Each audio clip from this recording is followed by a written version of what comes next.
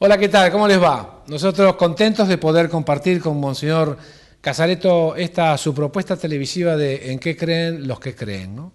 En el cual, programa a programa, va tratando de abrir su corazón y su cabeza, Monseñor, para acompañarnos con la reflexión de cada hoy momento, vamos a tomar más el tema ecuménico, interreligioso.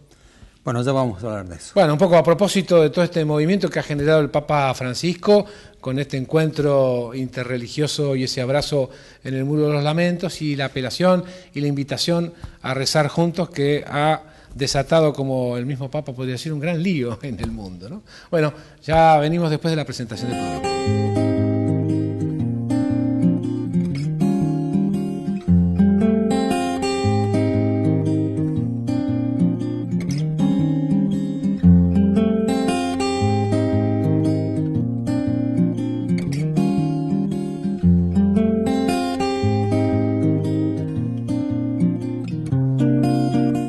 Bueno, y aquí estamos entonces en este programa de Monseñor Jorge Casareto, En qué creen lo que creen. Y me parece que el tema de hoy, Monseñor, tiene mucho que ver con cosas que están pasando en el mundo, un poco esta convocatoria que ha hecho el Papa a rezar por la paz y bueno, todas las adhesiones que va generando, ¿no?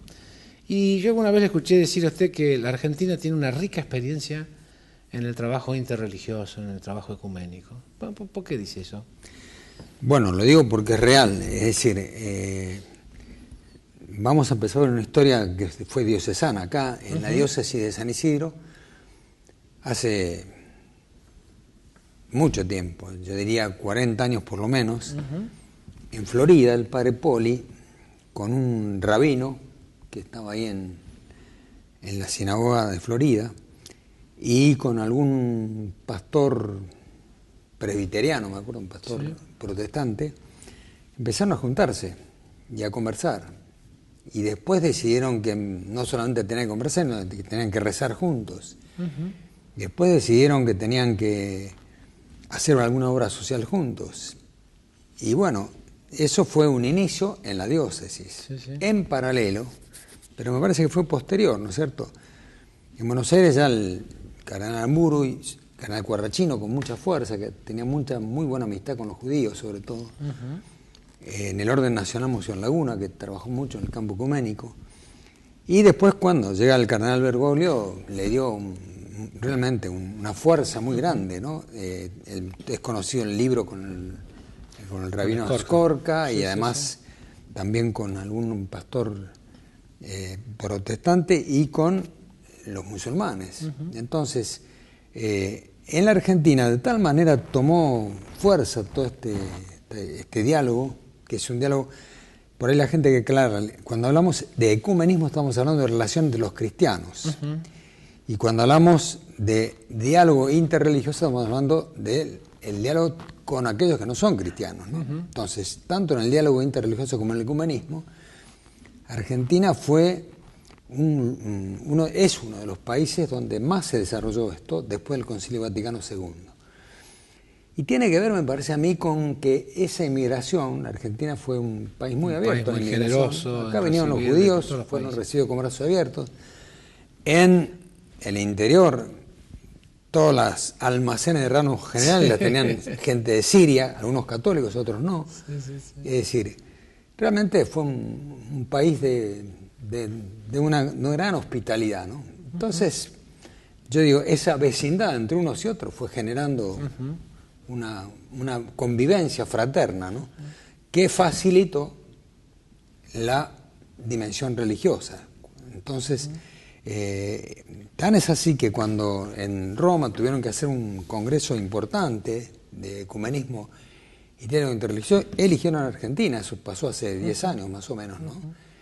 Bueno, creo que es una experiencia muy fuerte acá.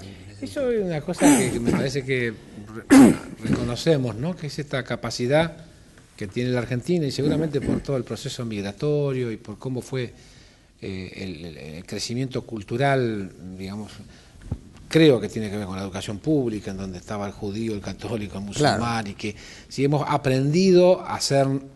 a convivir. A convivir, a ser un pueblo que no hacíamos distingo por razones de fe. Eso seguramente generó otro tipo de relaciones y empezaron a haber casamientos y familias mixtas. Y yo tengo un amigo mío que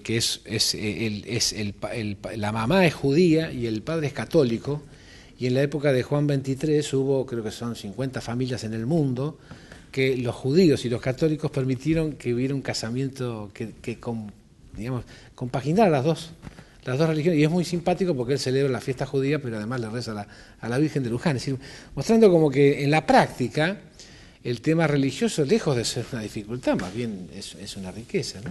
Pero lo que uno siente es que esto se ha proyectado, usted me dice, la Argentina es tomada como una referencia a nivel mundial, ¿no? ¿Qué pasa en otros países? ¿Qué pasa en los más cercanos, que es, esto es una realidad latinoamericana, esto es una realidad...? No, en Latinoamérica creo que se ha avanzado mucho, no tanto como en la Argentina, pero se avanzó mucho, ¿no? A mí siempre lo que se me plantea como dificultad es esto: ¿por qué si en la Argentina, en este ámbito interreligioso, podemos entendernos, después podemos hablar un poquito de lo que está pasando con el Papa en este momento argentino, ¿por qué esto que pasó en el ámbito interreligioso no pasa en otros ámbitos, ¿no? Porque hay entendimiento entre sí, pero no hemos político, podido, por ejemplo, y acá ¿no? hay, uno lo tiene que decir con un poquito de mea culpa y cargo de conciencia, no hemos podido trasladar a la sociedad civil desde lo religioso este sistema, podría decir de entendimiento y de poder llevar adelante cuestiones en común, ¿no es cierto? No hemos podido lograrlo eso, ¿no? Es una buena pregunta. A mí es una buena pregunta. Se me ocurren algunas insinuaciones que tiene que ver para mí con la metodología de lo político, ¿no? Es decir, yo creo que la política ha tenido una dinámica, y no es porque esté pensando en nadie en particular, ¿no? En donde a partir de la confrontación y de las diferencias y de la oposición se va tejiendo poder, se va construyendo el poder, ¿no? Y entonces, sin ir a extremos, digamos, me parece que eso es lo que ha hecho que en un país en donde naturalmente se ha dado una convivencia, yo creo que somos un país con muy bajo nivel de discriminación en el sentido estricto de la palabra, por razones sexuales, por razones religiosas, digamos, de hecho hay avances que a uno pueden no gustarles, pero que en Argentina sucedieron antes que en otros países mucho más desarrollados y progresistas, ¿no? Lo cual habla de que hay una posibilidad de crecimiento, pero me parece que la dinámica política, algunos dicen que la democracia como sistema político está llegando a un límite, que es que los problemas globales, que los problemas del mundo no terminan de resolver. Se me ocurre que por ahí puede haber alguna... Sí, yo no creo en esta afirmación, creo que la democracia sigue siendo el camino para la resolución de los problemas del mundo. Sí, no digo las metodologías, es decir, por ahí yo me expresé mal, es decir, que la democracia ejercida en este formato de confrontación, claro, de oposición, de enemigos... Esos son los efectos de la democracia. Bueno, por eso, pero digamos, como sistema, eso creo que es lo que hace que... No, yo estoy de acuerdo, es decir, nosotros decimos esto: una democracia que no está sustentada en valores no termina de ser democracia, y se puede prestar a que haya ciertos autoritarismos que sean los que, basados en una elección democrática, terminan siendo antidemocráticos, ¿no es cierto? Pero bueno, justamente, me parece que en lo religioso, como está sustentado sobre valores trascendentes, sobre la fe en Dios, en cualquiera de las religiones, lo que da sustento a una religión es la fe en Dios. Me parece que esa base de construcción es muy, muy fuerte, ¿no es cierto?, para el entendimiento, ¿no? Y por eso hemos podido progresar en el orden religioso, pero como digo, quizás nos faltan estos ideales más trascendentes, estos valores más firmes en el orden político, social, como para que los argentinos encontremos un camino más adecuado de desarrollo, ¿no? Ahí uno, bueno, ya es historia demasiado antigua, algunos recordarán, ¿no? Pero... yo me acuerdo un poquitito ahí cuando era muy chiquitito que había un tiempo en el que la iglesia, los judíos eran los que habían matado a Jesús, ¿no? Y entonces había como una especie de confrontación, ¿no? ¿Quién es el que cambia esta relación de enfrentamiento? ¿Es el concilio? ¿Esto es previo al concilio? ¿Qué? Bueno, yo no soy un analista histórico. En el orden eclesial, sin duda, el concilio. Pero en el orden, vamos a decir, del histórico, me parece que la Segunda Guerra Mundial marca un antes y un después, ¿no es cierto? Con todo lo que pasó en el Holocausto y lo que se vio, el horror de esto, se vio muy claramente que cualquier camino racista es un camino antihumano que está...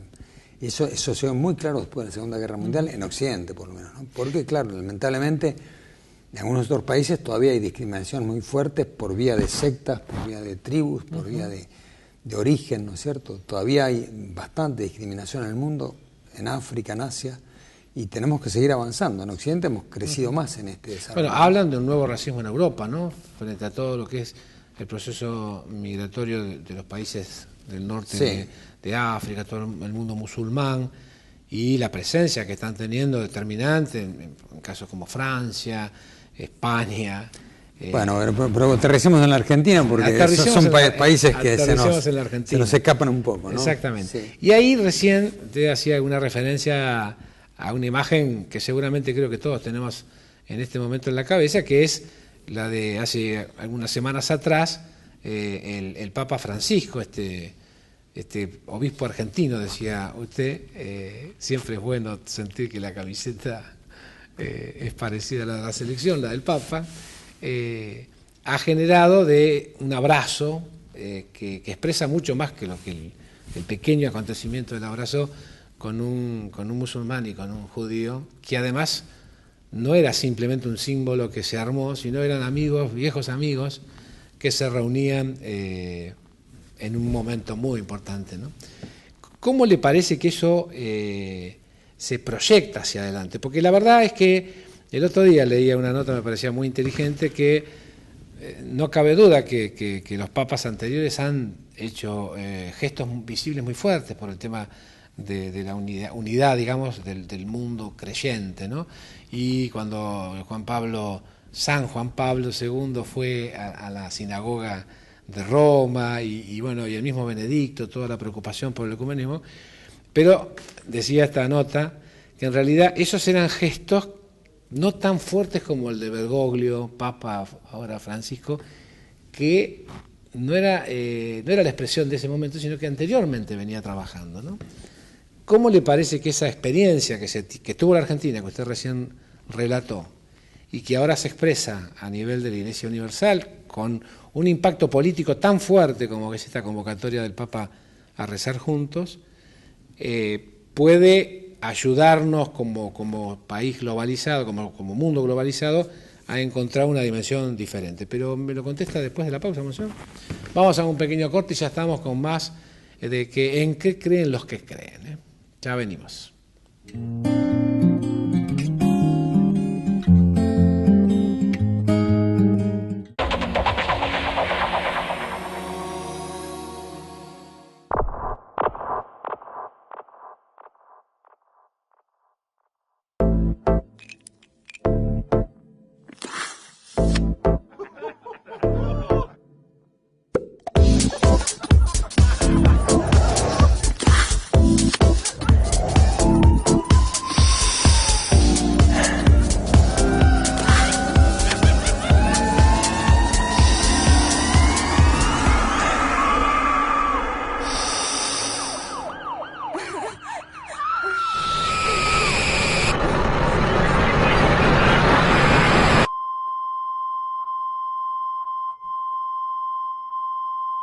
Entrar en las drogas es fácil, pero salir es mucho más difícil. Decí no al consumo de drogas. Para ayuda y más información, entra en www.reddevida.org.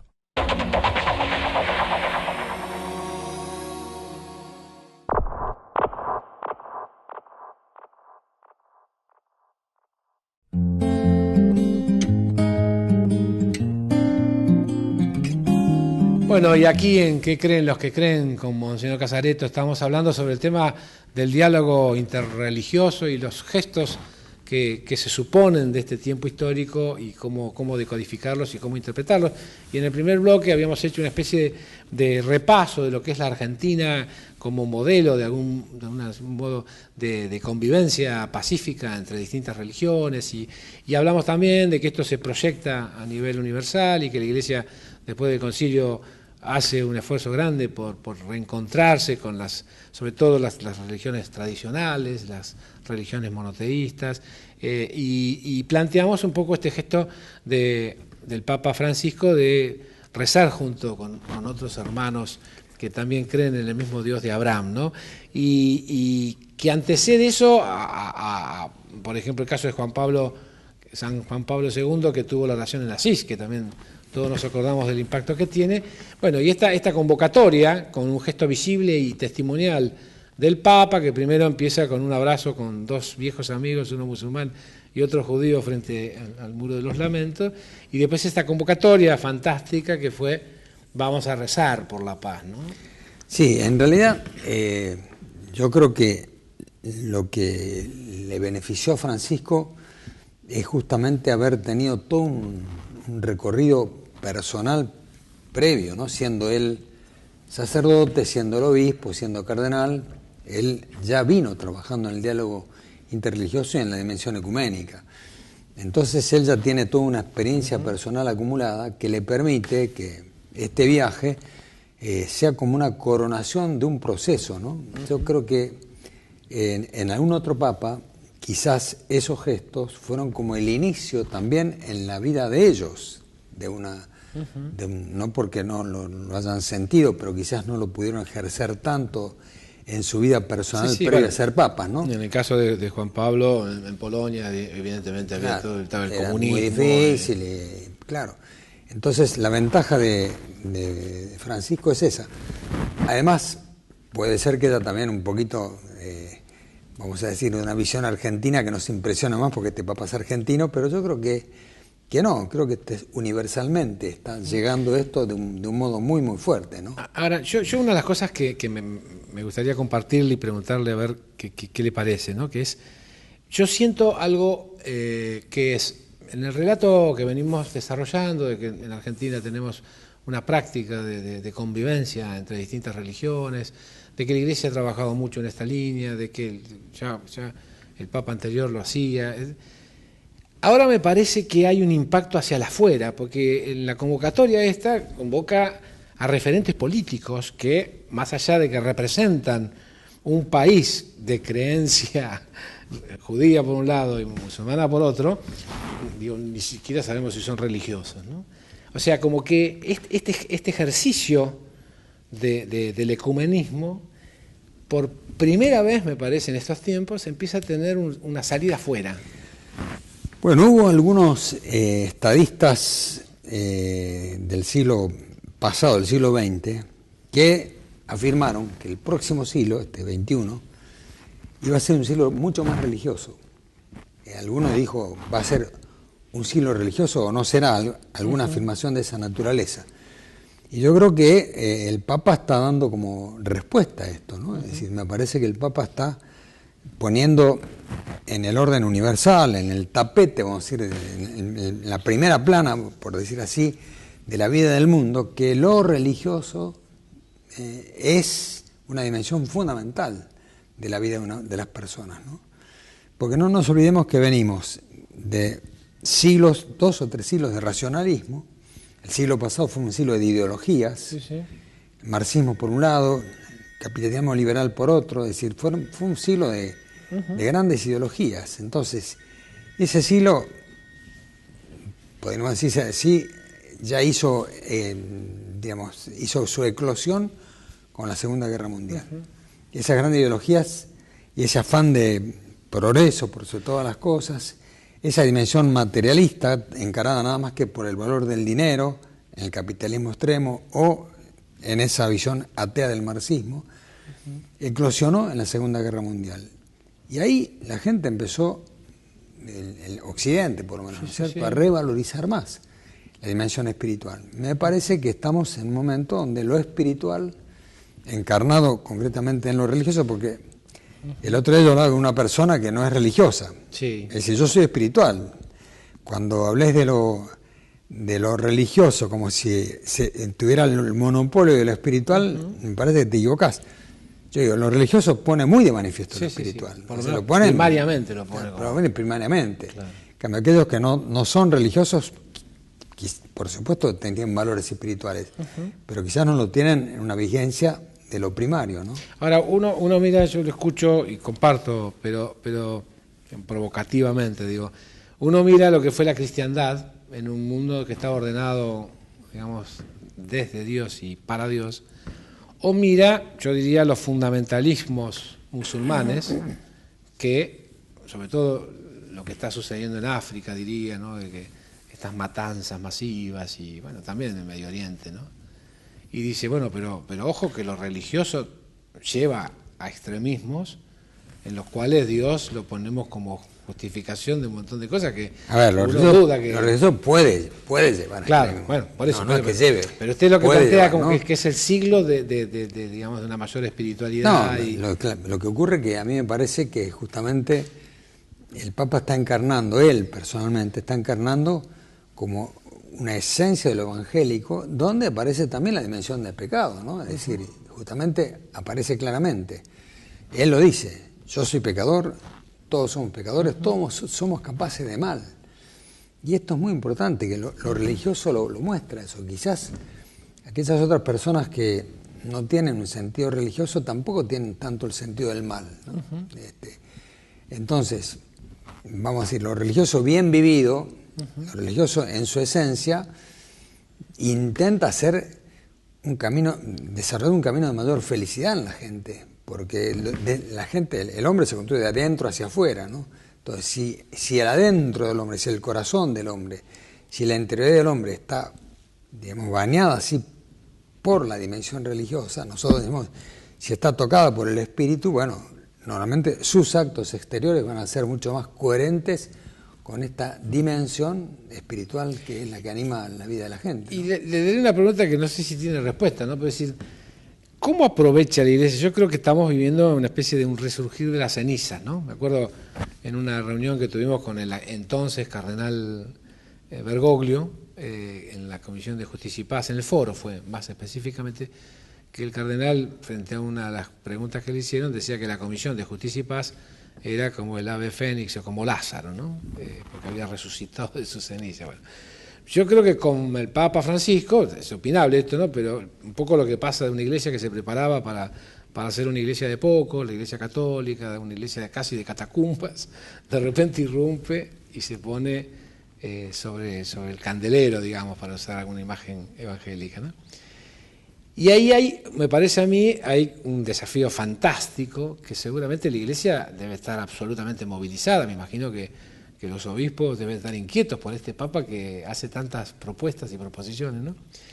Y el otro día recordaba una de estas cosas que te dicen y que te hace pensar, ¿no? De un dedo señala la luna, los tontos se quedan mirando el dedo, ¿no? Yo creo que el gran desafío es, el Papa Francisco está haciendo un montón de gestos, y hay un riesgo digamos, de papización, digamos así, qué fantástico, pero no es eso lo que hay que hacer, sino que en esto del tema del comunismo, ¿no? De hecho, el mismo Papa Francisco decía, ¿no? Acompáñenme con el gesto, decir, no me dejen solo, no es por mí que lo estoy haciendo, yo ya lo viví. No estoy de acuerdo. ¿Cómo aprovecha la Iglesia estos signos? Digamos? A mí la palabra aprovechar no me gusta, No, porque bueno, sacamos no la tenemos, palabra. no. ¿Cómo capitaliza? ¿Cómo Ya entiendo potencializa? lo que quiere decir, pero digo, nosotros, por empezar, la Iglesia va a tener siempre en la tierra momentos de persecución y momentos de mayor visualización. Y la Iglesia sigue siendo la Iglesia de Jesucristo. Y uno nunca sabe si la Iglesia está mejor cuando es perseguida que cuando o cuando está en un esplendor. Ahora todo un tiempo parecería ser de esplendor por esta visualización que el Papa está haciendo de lo religioso. Entonces, un peligro muy grande tenemos el del triunfalismo, ¿no es cierto? Vamos a subirnos a un carro triunfalista, por esto no. Tenemos que tratar de interiorizar mucho más una vigencia de los valores evangélicos, es decir, el acompañamiento que le hacemos al Papa ante todo es como una buena vida cristiana. No hay mejor acompañamiento que eso, que cada uno trata de ser un buen cristiano allí donde está, ¿no? O sea, no es cuestión de hacer campañas, ¿no? Es decir, después, al que le toca actuar en política tendrá que ser un mejor político. Los que estamos en la pastoral social tendremos que trabajar más por una sociedad más equitativa. O sea, hay una dimensión personal y una dimensión social de acompañamiento que es la mayor vivencia del Evangelio, ¿no? Ese es el acompañamiento que podemos hacer, y la ayuda que podemos hacer al Papa en este momento es esa, que en última instancia no es sino tratar de trasladar a Jesucristo a la vida cotidiana, ¿no? Los valores del Evangelio a la vida cotidiana. Es lindo decir, bueno, ¿y qué va a pasar, no? O preguntar qué va a pasar. Usted de algún modo hizo una apuesta, de decir, estamos en una sociedad que va a ser más espiritual, ¿no? Ampliamente abordado el concepto de espiritualidad, no solamente religioso, digamos, sino con un sentimiento. Cuando yo digo esto, yo estoy diciendo fundamentalmente que va a haber una mayor valoración de lo religioso, y una mayor valoración de lo espiritual, ¿no?